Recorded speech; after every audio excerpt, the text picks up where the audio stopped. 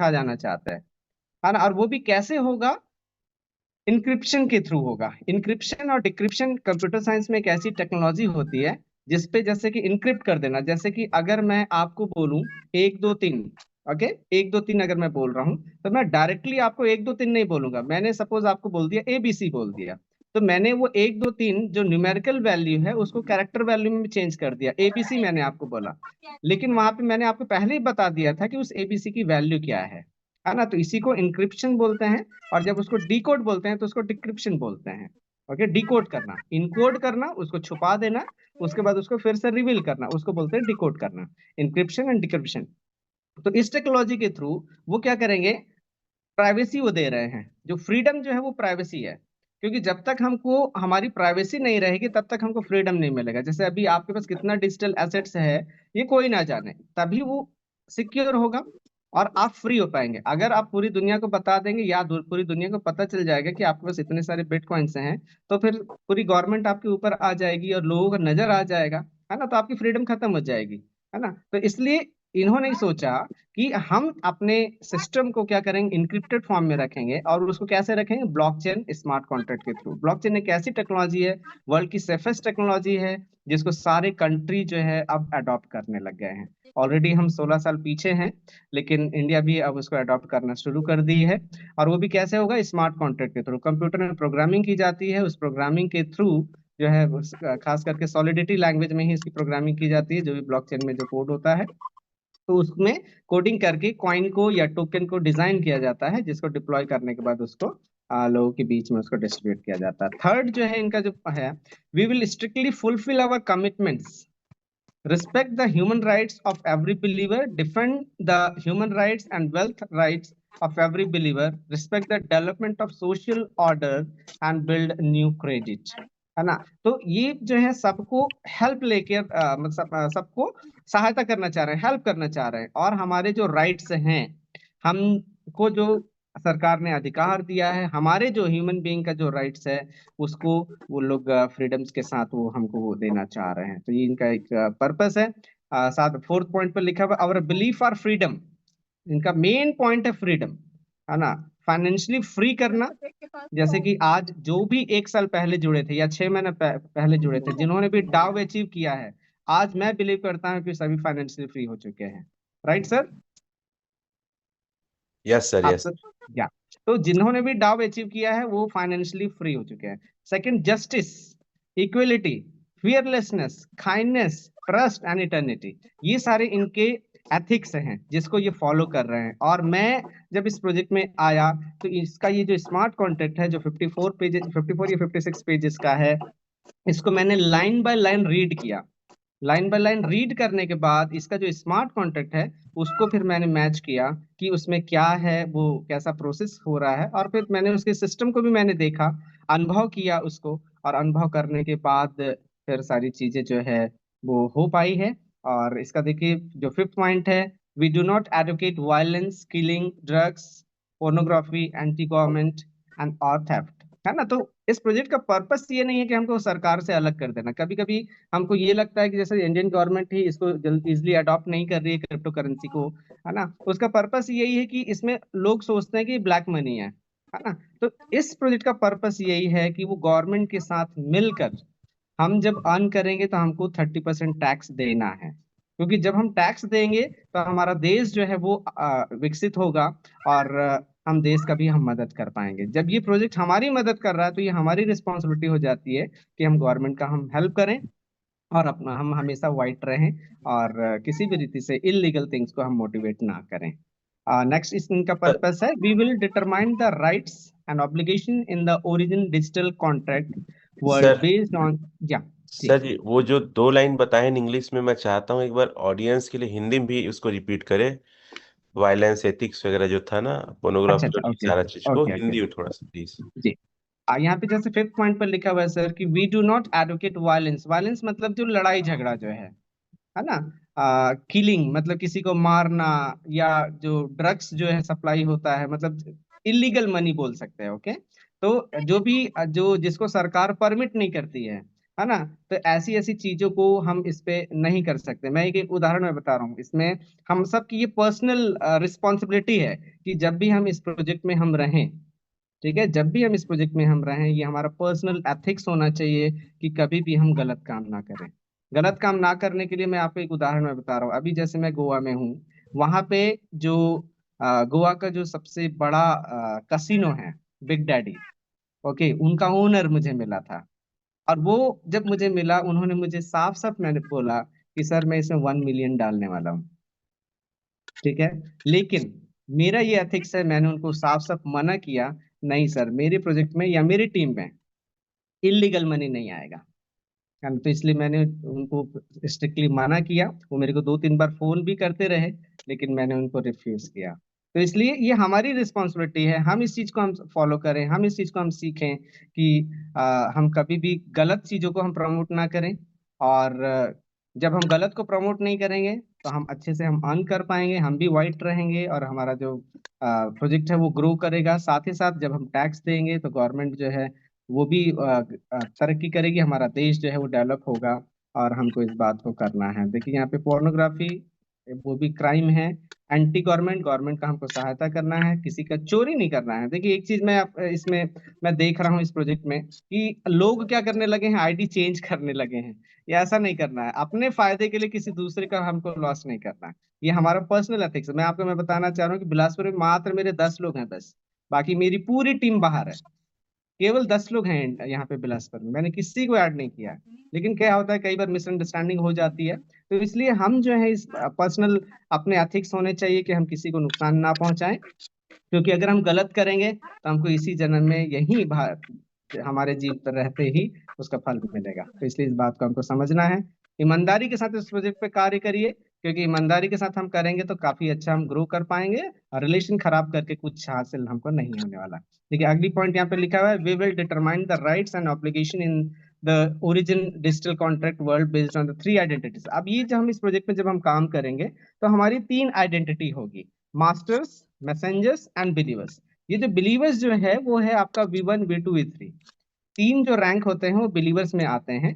उसके बाद जो V4 और V5 मैसेंजर्स कहलाते हैं, और जो V6 होगा वो मास्टर्स कहलाएगा, जो कि अभी रमेश सर जो है बनने वाले हैं, उनको एडवांस में बधाई, है ना। तो ये हमारी 3 आइडेंटिटी रहेगी, बिलीवर्स, मैसेंजर्स और मास्टर्स। ये तीनों का रोल अलग अलग रहेगा। जब भी आप डाउ अचीव करेंगे तो स्टार्ट हम बिलीवर से ही हम करेंगे, लेकिन जैसे जैसे आप ग्रेड होते जाएंगे तो हमारे रोल्स जो हैं वो चेंज होते जाएंगे। मैं अभी आगे बताऊंगा कि हमारे रोल्स भी क्या होंगे। Based on the election contribution and application evolution, इनका आखिरी जो मोटो है वो है, we will use blockchain encrypted smart contracts and complete privacy computer system to protect every believer's right and interest of freedom of data rights, freedom of value exchange, freedom of trust, establishment and freedom of wealth distribution। देखिए अभी जो मैंने आप लोगों को बोला कि हमको इस प्रोजेक्ट में ईमानदारी के साथ हमको काम करना है, लालच में आके काम नहीं करना है। जब हम अच्छे से हम काम करेंगे, हम इस प्रोजेक्ट को भी हम हेल्प कर पाएंगे, और चीजें जो है अच्छे से हो पाएगी। अभी जैसे मैं एक इसी पे जब ये पॉइंट निकली है तो मैं एक उदाहरण में रखना चाह रहा हूँ। अभी जैसे कि हम विड्रॉ करते हैं, तो ओरिजिन ने विड्रॉ करने का एक सिस्टम बनाया है ना। और विड्रॉ करने का सिस्टम क्या है कि ओरिजिन जो है, एलजीनेस जो है वो डाई के साथ पेयर है। अभी जब भी कॉइन कोई व्यक्ति सेल कर रहा है तो वो डायरेक्ट वो एस एलजीनेस को सेल कर देता है। हमको एस एलजीनेस को सेल नहीं करना है। हमको सबसे पहले उस एस एलजीनेस को अनस्टेक करना है। अनस्टेक करने के बाद उसको डाई में कन्वर्ट करना है, और जो भी व्यक्ति ज्वाइन कर रहा है उसको डाई देना है। ओके, जब हम डाई देंगे और उसके वॉलेट में जाके फिर हम उसको एलजीएनएस में हम कन्वर्ट करेंगे, तब कहीं जाके ये प्रोजेक्ट जो है वो ग्रो कर पाएगा। क्योंकि जब भी आप कॉइन को एक वॉलेट से दूसरे वॉलेट में आप ट्रांसफर करेंगे, वहां पे लिक्विडिटी जो है उसको कोई भी सपोर्ट नहीं मिलता। इसलिए जब भी बाई या सेल करना है तो आप हमेशा इस बात को याद रखिए कि आप अपने कॉइन को डाई में जरूर कन्वर्ट करिए, और उसके बाद ही जिसको भी आप ज्वाइन करा रहे हैं उसको आप दे। तो हमको इस प्रोजेक्ट में अगर अच्छा अर्न करना है, इस प्रोजेक्ट को लॉन्ग टर्म के लिए लेकर जाना है, तो हमको इसके जो वैल्यू है, इसके जो एथिक्स है, ये जो प्रिंसिपल, जो 7 प्रिंसिपल इन्होंने जो लिखा है ना, उसको हमको करना है। और कल जैसे शशि सर बता रहे थे, इटरनल कॉन्ट्रैक्ट, है ना, इटरनल कोऑर्डिनेशन कॉन्ट्रैक्ट। तो वही यही है कि कोऑर्डिनेशन, हमको एक दूसरे का हेल्प करते हुए और प्रोजेक्ट का जो सिस्टम है उसको समझते हुए हमको काम करना है, ताकि प्रोजेक्ट जो है का ग्रो करे और हम मिलकर काफी लंबे समय तक हम इसमें अर्न करने पाए। Over to you sir. मेरा अगला प्रश्न है सर, क्योंकि अभी माहौल ऐसा हुआ था कुछ दिन पहले कि बहुत सारे प्रोजेक्ट आए और बहुत लोगों ने एल्जीनेस ओरिजिन को अनस्टेक किया, एल्जीनेस को, और जी उस प्रोजेक्ट में मूव ऑन हो गए। शायद जी। कुछ लालचवश, या ये लगा कि यस शुरू में बहुत कमा लेंगे। तो आपने भी इन चीजों पे रिसर्च किया था। Yes sir. तो इन चीजों को सर स्कैम कैसे होता है, आइडेंटिफाई कैसे किया जाए? ऊपरी तौर पे तो मेरे ख्याल से सब हरा हरा दिखता है। यस वो सर। प्लीज बताएं सर। हाँ सर, जब मैं आप मेरे पास इस प्रोजेक्ट को लेकर आए थे तो जैसे मैंने 3 क्वेश्चंस किया था कि प्रोजेक्ट कितना दिन चलेगा, मेरे फंड की सिक्योरिटी क्या होगी, और इसका जो प्रॉफिट का जो मैकेनिज्म है वो कैसा रहेगा। तो जब आपने मुझे इन फाइल्स को भेजा, तो मैंने आपसे पूछा था कि सर इसका स्मार्ट कॉन्ट्रैक्ट का एड्रेस मुझे बताइए। आपने मुझे बोला था अरे ये कौन सी बात है, आज तक तो दुनिया में कोई मांगा ही नहीं है। तो थोड़ा सा तो ये सारी चीजें जो है, फिर मैंने उसको देख के फिर रिसर्च किया। और रिसर्च करके मेरा पहला एक उद्देश्य रहा सर कि मैं ओरिजिन को ज्वाइन नहीं करना चाह रहा था। लेकिन जब आपने मुझे बोला कि आप ढूंढ के दीजिए, तो मैंने रिसर्च करना शुरू किया, और मेरा टॉपिक था सर कि हम स्कैम से कैसे बचें। क्योंकि कई बार क्या होता है कि हम डेक्स टूल हम बताते हैं, सर्टिक भी हम बता देते हैं, डेक्स स्कैनर भी हम बता देते हैं, लेकिन फिर भी जो है हम स्कैम के शिकार हो जाते हैं, है ना। तो मैंने जब उस पर रिसर्च किया तो मेरी कुछ ऐसे फाइंडिंग्स रहे, जिसको अभी हम लोग देखेंगे। हाल ही में जो प्रोजेक्ट जो आया था, वो सारी चीजें अच्छी दे चल रही थी, वो दिखा रहा था ऑन पेपर सब चीज अच्छा था, लेकिन फिर भी उसने 2 महीने में स्कैम कर दिया। तो ये क्यों हुआ उसको हमको समझना है तो सर। तो सबसे पहला चीज जो है, स्कैम कैसे होगा। सर वो जो आप एक फाइल जो सेंड किए थे ना पीडीएफ में, जो मैंने जो आपको भेजा था, मेरी जो फाइल है, अ, एक बार ओपन करिएगा। यहाँ पे देखिए, यहाँ पे सेंट्रलाइज और डिसेंट्रलाइज। तो हमको इस बात को समझना है सर कि हम स्कैम कैसे होते हैं, है ना। तो सबसे पहला चीज जो सेंट्रलाइज, सभी सेंट्रलाइज प्रोजेक्ट जो है वो गलत हैं ऐसा मैं नहीं बोलता हूँ, है ना, कुछ अच्छे हो भी सकते हैं। लेकिन मैक्सिमम क्या हो रहा है कि आप मार्केट में आप जाएंगे ना, तो 80% जो प्रोजेक्ट्स हैं वो स्कैम होने के लिए डिजाइन किया जाता है ना। मैं आपको टोकन स्नीपर में मैं आपको दिखा दूंगा उसका रिकॉर्ड जो है, परसेंटेज जो है ना। टोकन स्नीपर उसको पूरा बताता है कि कितना लॉन्च हुआ है और कितना स्कैम हुआ है। तो सेंट्रलाइज प्रोजेक्ट में क्या होता है, एक ओनर होता है, और जब भी किसी भी चीज का ओनर होगा ना, तो मैक्सिमम शेयर को या मैक्सिमम टोकन को क्या करेगा, वो अपने पास रखता है।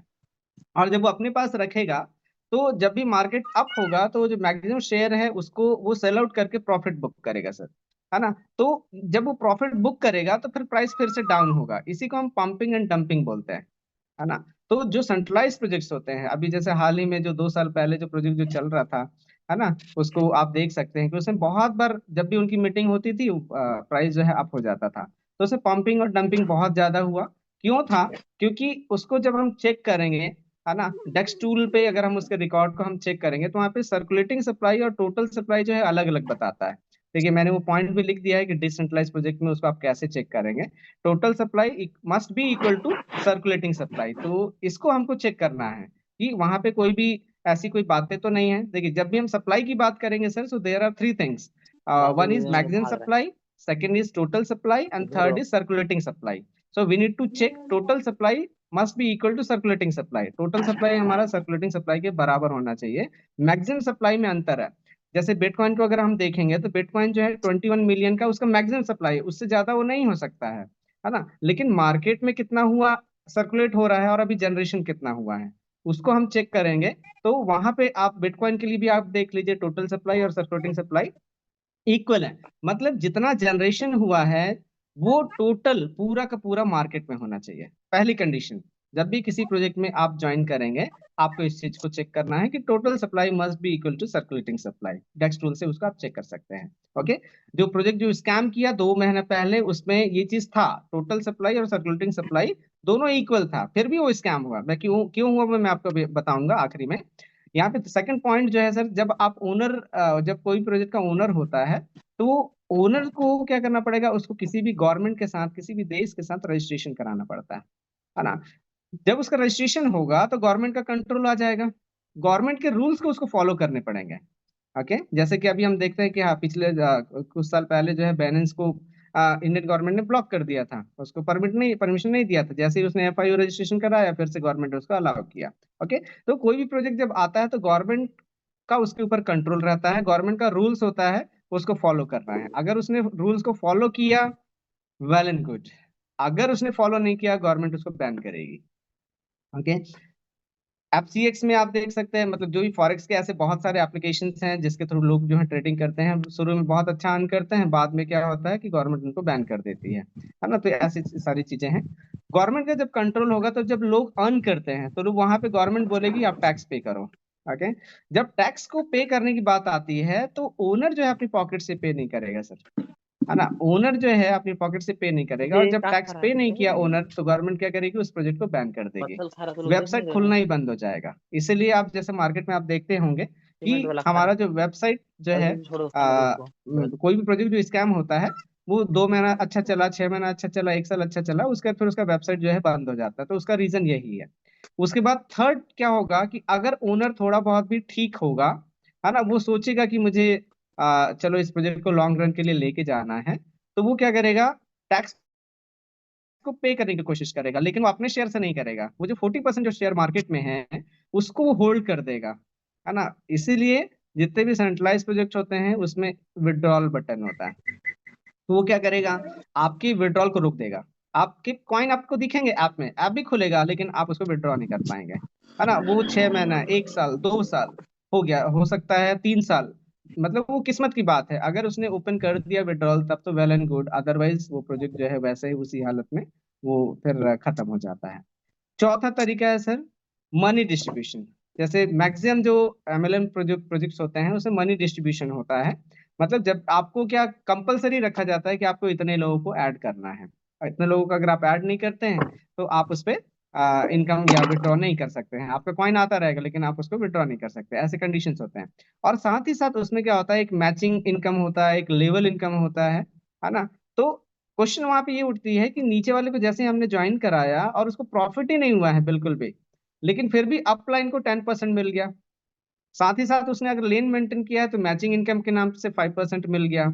तो जब नीचे वाले को, डाउनलाइन को, एक भी रुपए का फायदा नहीं हुआ है, और अपलाइन को तुरंत पैसे मिल जा रहे हैं, इसका मतलब क्या है, मनी डिस्ट्रीब्यूशन हो रहा है। आप ही के फंड जो है वो हो रहे हैं, डिस्ट्रीब्यूट हो रहे हैं। तो इस केस में जिस दिन इनपुट कम होगा, आउटपुट ज्यादा होगा, प्रोजेक्ट जो है वो क्रैश कर जाएगा और वो सरवाइव नहीं कर पाएगा। नेक्स्ट जो स्कैम करने के जो तरीके हैं, वो है केवाईसी। जब भी आपकी केवाईसी मांगी जाती है, तो आपका पूरा का पूरा रिकॉर्ड उनके पास रहता है सर। और अगर आप उसके रूल्स को फॉलो नहीं किए, मान लीजिए आप बहुत बड़े लीडर हो गए, है ना, किसी भी चीज को आपने प्रोजेक्ट में ज्वाइन किया, और उसके बाद फिर क्या है, हम उसमें लीडरशिप में आ गए। लीडरशिप में आने के बाद जब हम उसके नॉर्म्स को अगर हम फॉलो नहीं करेंगे, तो जो ओनर है वो क्या करेगा, हमारी आईडी को ब्लॉक कर देगा, है ना। तो ये केवाईसी करने का सबसे बड़ा नुकसान है। साथ ही साथ क्या है, रिन्यूअल भी रहता है। वो प्रोजेक्ट जो है 6 महीने में, 1 साल में आपको रिन्यू कराना है। ज्वाइनिंग, इस बात को बहुत ही खास रीति से आप सभी को समझना है कि किसी भी प्रोजेक्ट में अगर ज्वाइनिंग अमाउंट है, उस प्रोजेक्ट में कभी ज्वाइन मत करिएगा। क्यों ज्वाइन नहीं करना है, क्योंकि सर मैं आपको बताना चाह रहा हूँ आप सभी को कि क्रिप्टो क्यों लॉन्च किया गया। क्रिप्टो को लॉन्च करने के पीछे एक ही उद्देश्य है सर, डिसेंट्रलाइजेशन और होल सोल कंट्रोल हमारा होना है ना। तो एक लाइन, एक स्लोगन है, मैं अपनी पूरी टीम को मैंने इसको सिखाया है, और मैं जहां भी जाता हूँ उस टीम को उस बात को मैं जरूर बोलता हूँ। क्रिप्टो का मतलब होता है माई मनी माई कंट्रोल। एक लाइन में आप किसी भी प्रोजेक्ट को आप आइडेंटिफाई कर सकते हैं। माई मनी माई कंट्रोल जहां पे नहीं है, उस प्रोजेक्ट में कभी ज्वाइन मत करिएगा। तो पैकेज अगर डिसाइड कर दिया गया है ना, आपको बोला जाता है कि आप 10,000 से ही ज्वाइन करो, 5,000 से ही ज्वाइन करो, 1 लाख से ही ज्वाइन करो, उससे नीचे आप नहीं कर सकते, है ना। तो ऐसे प्रोजेक्ट को हमको कभी भी ज्वाइन नहीं करना। जैसे एक एग्जांपल अभी मैं दूं, तो एलजीनियस जो है उसको आप 100 रुपए का भी बाई कर सकते हैं, बिटकॉइन की तरह। इसमें कोई भी पैकेज नहीं है, हमारे पास जितना फंड है, हमारे पास अगर 1 लाख है, 1 लाख हम डालेंगे, 10 लाख है, 10 लाख हम डालेंगे। साथ ही साथ आखिरी पॉइंट है यहाँ पे, नो ओपन सोर्स, है ना। जो कोडिंग जो है, उनके जो एजेंडा जो है, वो ओपन नहीं रहते हैं, है ना। तो ये सारी जो पॉइंट्स है ना, अभी आप एक प्रोजेक्ट जो 2 महीना पहले आया था, उसमें सारे पॉइंट्स उसमें फुलफिल हो रहे थे। इसके साथ ही साथ आपको एक टेक्निकल पर्सन की जरूरत पड़ेगी। जब भी आप किसी भी प्रोजेक्ट में ज्वाइन करें, एक टेक्निकल पर्सन से आप उसको वेरीफाई करवाएं, क्योंकि जो सॉफ्टवेयर इंजीनियर होंगे, जो टेक्निकली नॉलेज रखते होंगे, वो बाकी के जो पॉइंट्स है उसको चेक कर पाएंगे। सबसे पहला जो पॉइंट है, इन आर्ट के अलावा किसी भी प्रोजेक्ट में हमको ज्वाइन करना है तो उसका यूज केस, उस टोकन का हो या कॉइन का हो, यूज केस आपको समझना है कि उसको लॉन्च क्यों किया गया, उसका पर्पस क्या है। ओके, जैसे अभी मैंने ओरिजिन को लेकर, एल्जेनिस को लेकर यूज केसेस को उसके क्रीड में मैंने पूरा समझाया, वो जो 7 पॉइंट्स थे यूज केस की, वो करना क्या चाह रहा है, उसकी जो प्लानिंग क्या है, फ्यूचर प्लानिंग क्या है ना, कैसे मूव करेगा। तो उसको हमको पूरा, जब उसके स्मार्ट कॉन्ट्रैक्ट पर जब हम रीड करेंगे, और जब हम व्हाइट पेपर को रीड करेंगे तो उससे समझ में आ जाएगा। साथ ही साथ जो सेकंड पॉइंट है, आपको जो व्हाइट पेपर में जो बोला जा रहा है वो आपके स्मार्ट कॉन्ट्रैक्ट में कोडिंग हुई है कि नहीं हुई है। बिगेस्ट थिंग, इस चीज को आपको चेक करना है ना। ये सारे 8 पॉइंट्स जो है किसी भी प्रोजेक्ट में हो सकता है। अभी जो प्रोजेक्ट स्कैम हुआ उसमें ये सारे बातें थी, लेकिन फिर भी स्कैम किया। स्कैम किया, क्यों किया? क्योंकि उसने जो व्हाइट पेपर में जो बोला था वो उसकी कोडिंग में नहीं था सर। जब ये प्रोजेक्ट मेरे पास आया, मैंने उसको 2 मिनट में ही उसको आइडेंटिफाई किया कि इसका व्हाइट पेपर जो कह रहा है वो कोडिंग नहीं है। और इसलिए फिर हम उसको हमने ज्वाइन नहीं किया, और लोगों को उसको टीच भी किया। और जिन्होंने हमारी बात को माना, हमारी ग्रोथ टू द टीम की बातों को माना, वो सब बच गए। और जिन्होंने नहीं माना, मेरी टीम से भी कुछ लोग थे जो गए, और आज सभी जो है पछता रहे हैं कि हमने सर की बात को क्यों नहीं माना। तो ये है हमको स्कैम से बचने का तरीका। सिर्फ एक ही लाइन याद करिएगा सर, आप सभी को मैं बोल रहा हूँ कि माई मनी माई कंट्रोल। एक लाइन इसको याद कर लीजिए, जिसपे माई मनी माई कंट्रोल नहीं है उसको कभी ज्वाइन मत करिएगा। अभी जो प्रोजेक्ट जो स्कैम हुआ उस पे मैंने विड्रॉ करके भी देखा, जिन्होंने जो ज्वाइन किया हुआ था, जब चेक करने की जब बारी आई, वो मेरे पास आए, मैंने उनको बोला ठीक है सर आप विड्रॉ करके बताइए। तो वहां पे क्या हो रहा था कि जो उनका जो कॉइन का जो नाम था, मैं नाम लेना नहीं चाह रहा हूँ क्योंकि पब्लिक प्लेटफॉर्म है। तो वहां पे जब भी वो विड्रॉ कर रहे थे, है ना, तो उसी समय रन टाइम में वो क्या कर रहे थे, उनका जो लिक्विडिटी जो दिख रहा था वहां से उसको परचेस कर रहे थे। ओके, परचेस कर रहे थे और उसको यूएसडीटी में कन्वर्ट करके वो वॉलेट में दे रहे थे, है ना। मैं इसको एक एग्जांपल के थ्रू समझाना चाहता हूँ कि जैसे हम सब जो है वॉलेट बनाते हैं, तो जब भी हम एस एल जीनेस को ऐड करते हैं तो वहां पे हम 19725 को हम लेते हैं, लेकिन नीचे में बहुत सारे एस एल जीनेस दिखाई देते हैं।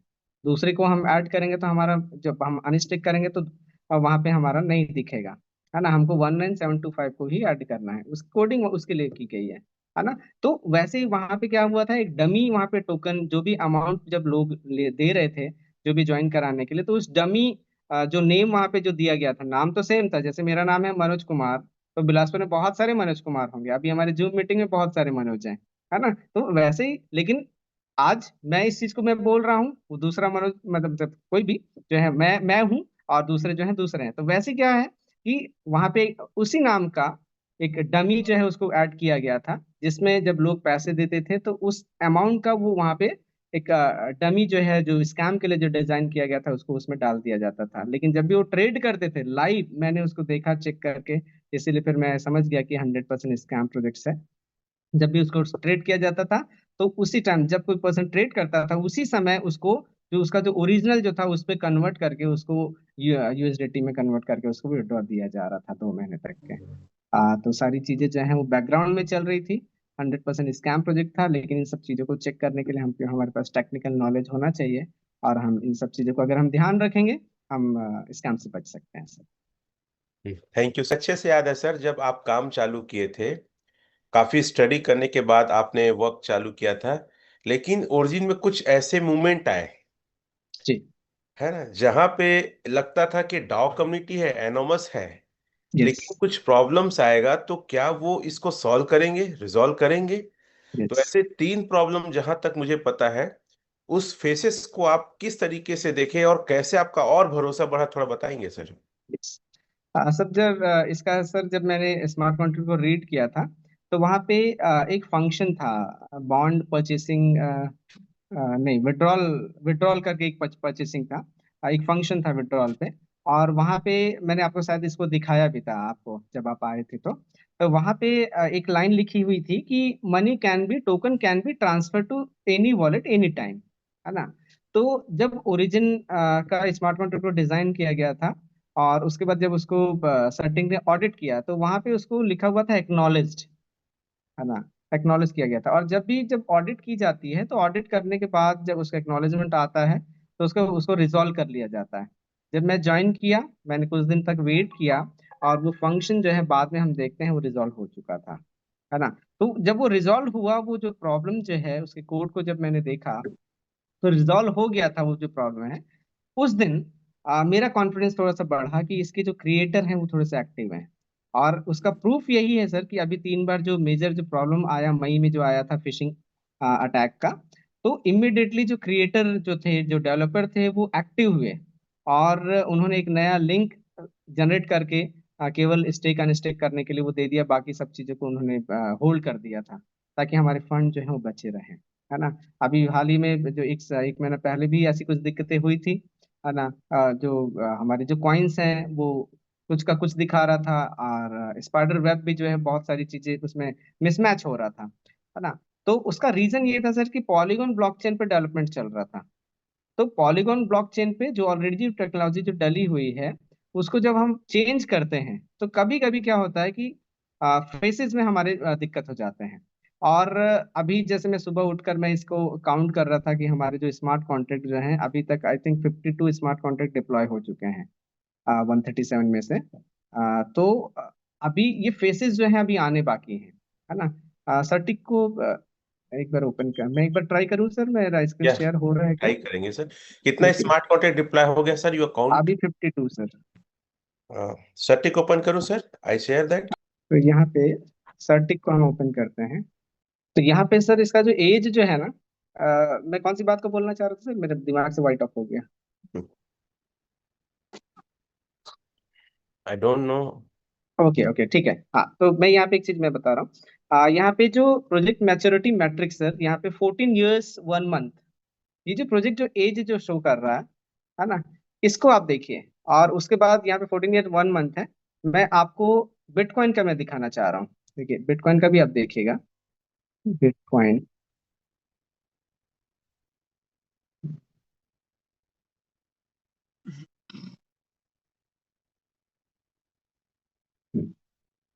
तो यहाँ पे देखिए सर 14 years 10 months, क्योंकि इस बात को हमको समझना है सर। मैच्योरिटी इंडिकेटर यहाँ पे हाई है, वेल डेवलप्ड। ओके, क्योंकि अब बिटकॉइन में कोई भी अदर स्मार्ट कॉन्ट्रैक्ट नहीं आने। हाँ, मुझे याद आ गया मैं क्या बताने वाला था। ओके, तो यहाँ पे सर देखिए बिटकॉइन में अब कोई भी डेवलपमेंट नहीं है, वो जितना डेवलप होना था वो हो गया, इसलिए यहाँ पे वेल डेवलप्ड दिखा रहा है। और प्रोजेक्ट का एज जो है 14 years 10 months यहाँ पे शो कर रहा है। हमारा जो ओरिजिन है LGNS जो है, वो कितना शो कर रहा है देखिए, 14 years 1 month। तो बिटकॉइन इतना पुराना है, फिर भी उसको 14 साल 10 महीने का टाइम शो कर रहा है, और यहाँ पर 14 साल 1 महीना शो कर रहा है। और यहाँ पे मैच्योरिटी इंडिकेटर में मीडियम है, मॉडरेटली डेवलप्ड। क्यों है ऐसा? क्योंकि 137 में से ओनली 52 डिप्लॉय हुए हैं सर, ओनली 52, है ना। तो जब अब इसका फेसेस अभी आने बाकी हैं, इसलिए यहाँ पे मैच्योरिटी इंडिकेटर हाई नहीं है। और प्रोजेक्ट एज के बारे में आपको बताना चाह रहा हूँ कि प्रोजेक्ट एज एक ऐसा इंडिकेटर है जिसकी वैल्यू जितना ज्यादा होगा उतना ज्यादा प्रोजेक्ट जो है स्टेबल हो जाता है सर। तो बिटकॉइन की स्टेबिलिटी 14 years 10 month में शो कर रहा है, और हमारे ओरिजिन में LGNS में 14 years 1 month शो कर रहा है। तो आप कल्पना करिए कि हमारा ओरिजिन जो प्रोजेक्ट है वो कितना मैच्योर हो चुका है और कितना स्टेबिलिटी को पा चुका है ना। मैं आज सुबह इसका जो प्रमोशनल वीडियो है उसको भी मैं देख रहा था, और इसके पूरे जो व्हाइट पेपर है उसको भी मैं रीड कर रहा था। वहां पे सर उस वीडियो में ही आप जैसे आप घर में आप देखेगा या फिर अभी भी चाहें तो प्ले कर सकते हैं, वहां पे लिखा हुआ है कि जिस दिन हमारा प्रोजेक्ट जो है स्टेबल होगा उसी दिन सेकंड फेज लॉन्च होगा। जब तक ओरिजिन का फर्स्ट फेज, रिक्रूटिंग फेज जिसको हम बोल रहे हैं, लॉन्च नहीं होगा, सॉरी स्टेबल नहीं होगा, तब तक वो सेकंड फेज को लॉन्च नहीं कर सकता था। सेकंड फेज में हम इंटर ऑलरेडी कर चुके हैं, we have entered into second phase. It means our project is stable and this project is 14 years 1 month। बहुत बड़ी बात है सर। अभी मैं आपको अगर इथेरियम का मैं दिखाऊं, इथेरियम का कम है, देखिएगा, ETH।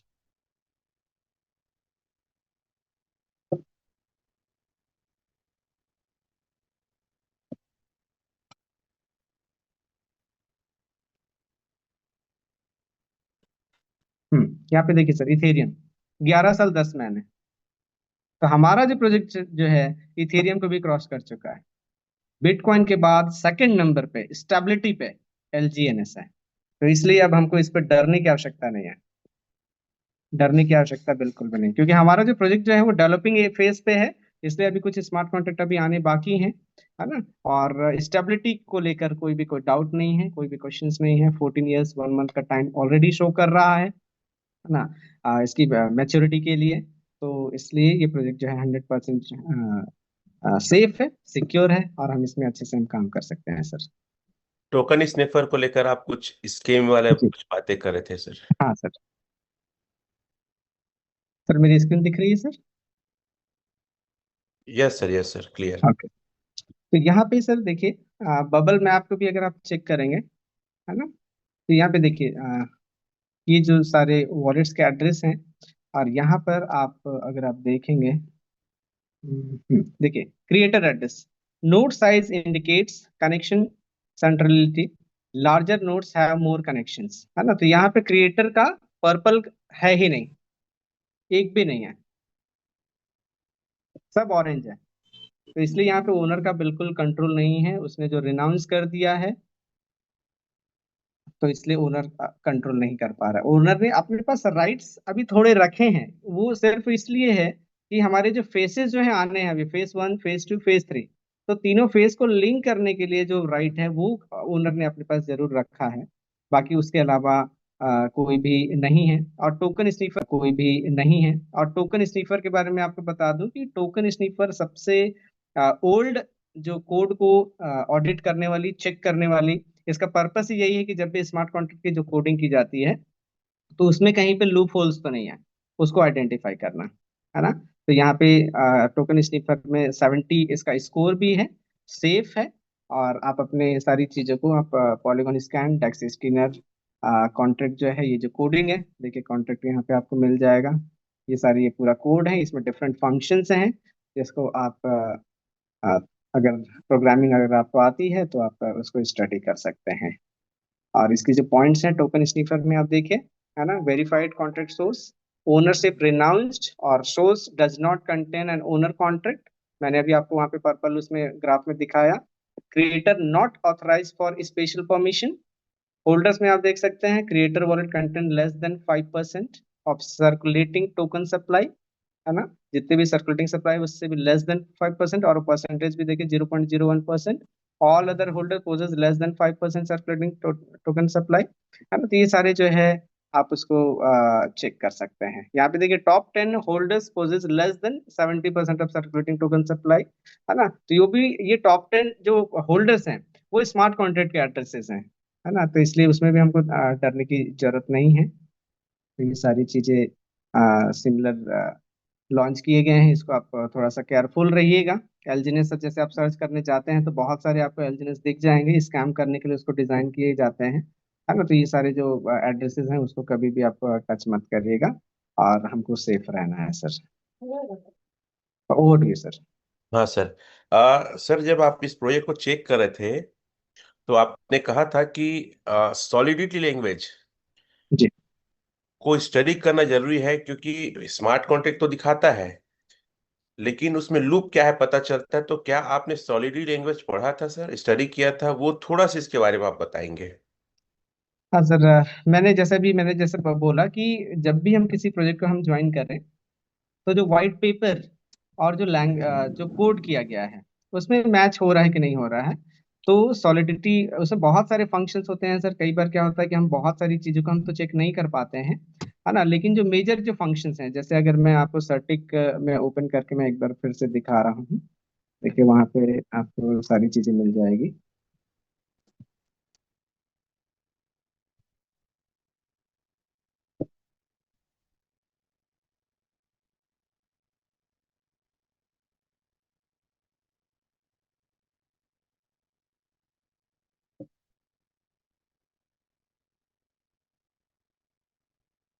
तो यहाँ पे देखिए अवेकिन है, ये हमारा सेकंड फेज का है जो कोड ऑडिट हुआ है। ओरिजिन को आप टैप करेंगे तो आपको फर्स्ट फेज में आ जाएंगे। आप यहाँ पे व्यू पीडीएफ, तो इस पीडीएफ को आप ओपन करेंगे। जितने सोर्स कोड अवेलेबल होते हैं उसको हम जरूर थोड़ा सा स्टडी कर पाते हैं, जैसे कल शशि सर भी उस कोड को दिखा रहे थे। तो पिछले 2 दिन तक शशि सर ने बहुत अच्छी जानकारी को दिया, मैं उनका तहे दिल से मैं धन्यवाद करता हूँ। उनसे काफी चीज मैंने भी सीखा। तो यहाँ पे देखिए सारे फंक्शंस, इस पूरी फाइल को अगर आप रीड करेंगे तो आपको समझ में आ जाएगा सर। ये देखिए मैंने जो आपको वो जो बोला था ना, बॉन्ड डिपॉजिटरी डाई, है ना, जो प्रॉब्लम थी उस समय लॉजिकल इशू, देखिए रिजॉल्व कर दिया गया है ना। ये रिजॉल्व होने के बाद मैंने फिर उसमें ज्वाइन किया था। तो ये सारे फंक्शंस हैं सर। फंक्शंस मतलब क्या होता है कि जब हम किसी भी कार्य को करने के लिए कुछ पर्टिकुलर सेट ऑफ रूल्स या ऐसे टूल्स जो यूज करते हैं, है ना। तो जैसे कि यहाँ पे बॉन्ड डिपॉजिटरी है, डिपॉजिट करना है तो उसके लिए एक फंक्शन बना दिया गया है। जब उस फंक्शन को कॉल करेंगे तो वो प्रोसेस जो है एग्जीक्यूट होगा, है ना। तो ये सारी चीजें हैं। और यहाँ पे आपके फंक्शंस का ये देखिए, यहाँ पे इसको बोलते हैं डाटा फ्लो डायग्राम सर। जब भी प्रोग्रामिंग की जाती है तो ये जो डाटा फ्लो डायग्राम है, इसी से हमको पता चलता है कि कौन सा फंक्शन किससे लिंक है। ओके, कौन सा फंक्शन किससे लिंक है, ओनर क्या कर सकता है, और हमको क्या अथॉरिटी मिला है या फिर कोई भी फंक्शन के थ्रू, है ना। तो ये सारी चीजें देखिए यहाँ पे पूरा इसका डिस्क्रिप्शन भी है, तो आप इसको रीड कर सकते हैं। लैंग्वेज पे ये सारे पूरे डाटा डायग्राम्स हैं, है ना। तो इन सारी चीजों को फिर मैंने स्टडी किया, और स्टडी करने के बाद जितना मुझे नॉलेज है उसके अकॉर्डिंग फिर मैंने ये नीचे आप जब जाएंगे, अभी तक डाटा फ्लो डायग्राम ही चल रहा है। अ, ये सारे कोड है सर, है ना। तो इसको आप थोड़ा बहुत भी आप देख सकते हैं, और जो भी चीजें हैं आप अपने लेवल पे उसको चेक कर सकते हैं सर। तो इस पे मुझे ऐसा पर्सनली जब मैंने इसको देखा तो कोई प्रॉब्लम नहीं मिला, और उसकी वजह से फिर मैंने इस प्रोजेक्ट को ज्वाइन किया सर। ये अलग अलग फंक्शंस के कोड हैं जिसपे प्रॉब्लम्स थे, क्योंकि क्या है, ओरिजिन ने अपने सारे कोड को डिस्क्लोज नहीं किया है ना। क्योंकि अगर डिस्क्लोज करेगा तो फिर कॉपी हो जाएगा। तो इसलिए जितने हमारे पास कोड अवेलेबल हैं उसको फंक्शन से हम उसको चेक करके क्या है उसका हम देख सकते हैं कि उसका सॉल्यूशन क्या है सर। तो ये सारी चीजें स्टडी करने के बाद ही मैं इस प्रोजेक्ट पे एंटर किया sir. Thank over you to you sir. Sir. Thank you. एक प्रश्न है सर कि जो ओरिजिन है, जी अभी जैसे हम पहले फेस में हैं, तो इसका भविष्य क्या है, और जो 3 फेसेस हैं उन जी तीनों फेसेस को लेकर आपका विचार, आपका इस स्टडी में क्या आपने पाया, प्लीज रखेंगे सर। जी। सर जैसे कि इस प्रोजेक्ट में टोटल 137 स्मार्ट कॉन्ट्रैक्ट्स हैं, और स्टार्टिंग से ही इसको 3 फेजेस में डिजाइन किया जा रहा है। ओरिजिन जो है वो स्टेप नंबर 1 है, एलजीनेस जो है रिक्रूटिंग फेज, जिसको हम बोलेंगे फेज 1। फेज 1 पे जो हमारी जो कम्युनिटी है ना, उसको बिल्डअप करना है। मतलब जितने भी लोग जो जैसे बिलीवर्स हम जैसे बोल रहे हैं, है ना। तो जो जब हम मार्केट में हम जाएंगे, तो मार्केट में हम जाएंगे, प्रोजेक्ट्स को बताएंगे, तो जो उस प्रोजेक्ट के ऊपर बिलीव करेगा वो बिलीवर कहलाएगा। ओके। तो जब एक बार कम्युनिटी सेट हो गई, उसके बाद जब प्रोजेक्ट स्टेबल हो गया, तो उन्होंने सेकंड फेज को लॉन्च करने का कमिटमेंट किया हुआ था, जिसको उन्होंने फुलफिल किया सर, है ना। इसीलिए लिक्विडिटी बहुत हाई हुई है। तो सेकंड फेज में अभी जैसे हम उसको देखेंगे, मैं आपको एक चीज में दिखाना चाह रहा हूँ। सर हाँ, जी ठीक ठीक, कंटिन्यू। जी। सेकंड फेज के लिए मैं आपको दिखाना चाह रहा हूँ एक चीज, कहाँ पे है क्वेश्चन आंसर। ये हिंदी वर्जन भी है, मैं हिंदी इसी में ओपन कर देता हूँ।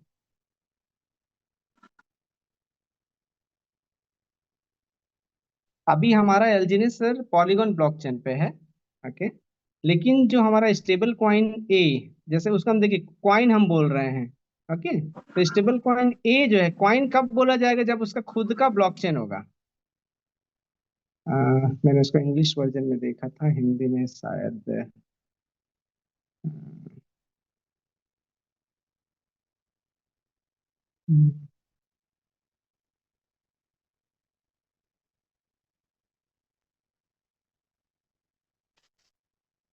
आई विल आगे।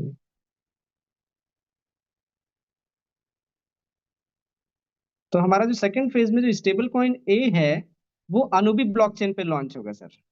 अभी हमको वॉलेट में तो मिल रहा है, लेकिन अभी वो कॉइन लॉन्च नहीं हुआ है। बस यही बात मैं आपको बताना चाह रहा था कि सेकंड फेज में क्या होगा हमारा। मैं दिखा भी दूं आपको। नीचे था।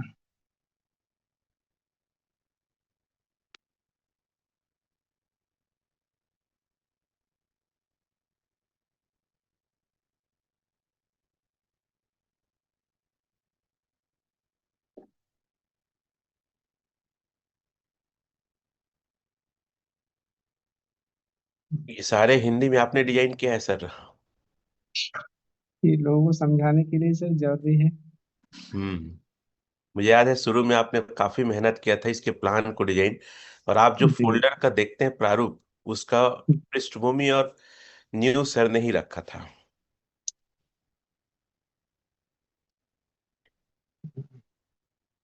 सर हिंदी वाले में मेरे को दिख नहीं रहा है, एक मिनट मैं इंग्लिश देख लेता हूँ, मैं आपकी स्टेबल बातों को कोड। मैं कंटिन्यू भी करता हूँ।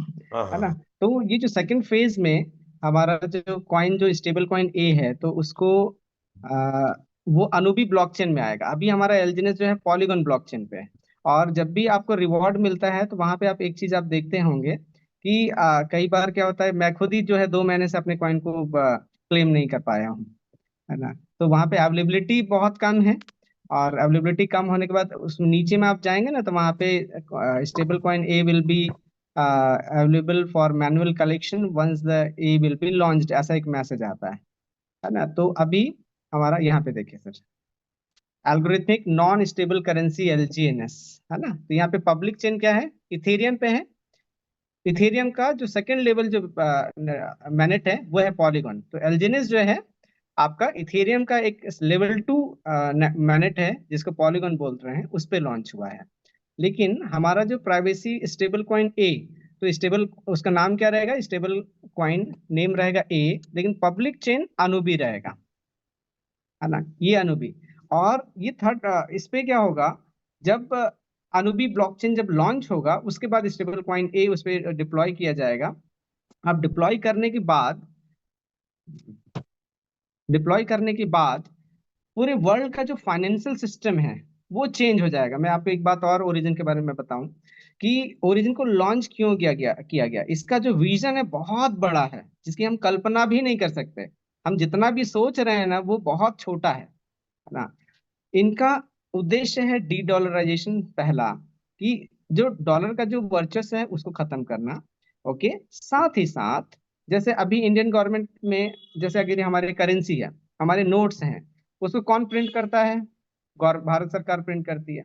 हमारे पास अधिकार नहीं है। ओके, हमारे पास अधिकार नहीं है।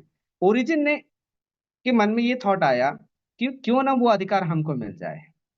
ओके, तो फिजिकल करेंसी को तो हम प्रिंट नहीं कर सकते हैं, लेकिन डिजिटल करेंसी को जरूर हम प्रिंट कर सकते हैं। इसीलिए एलजीनेस की जो सप्लाई है उसको अनलिमिटेड रखी गई है ना? क्योंकि जब आपके पास एलजीनेस होगा तभी आप स्टेबल कॉइन ए को आप मिंट कर पाएंगे। आपको स्टेबल कॉइन ए के लिए उसको बर्न करना पड़ेगा। और जब आपके पास स्टेबल कॉइन ए आ गया, मतलब क्या हो गया कि आप अपनी करेंसी को प्रिंट कर रहे हैं।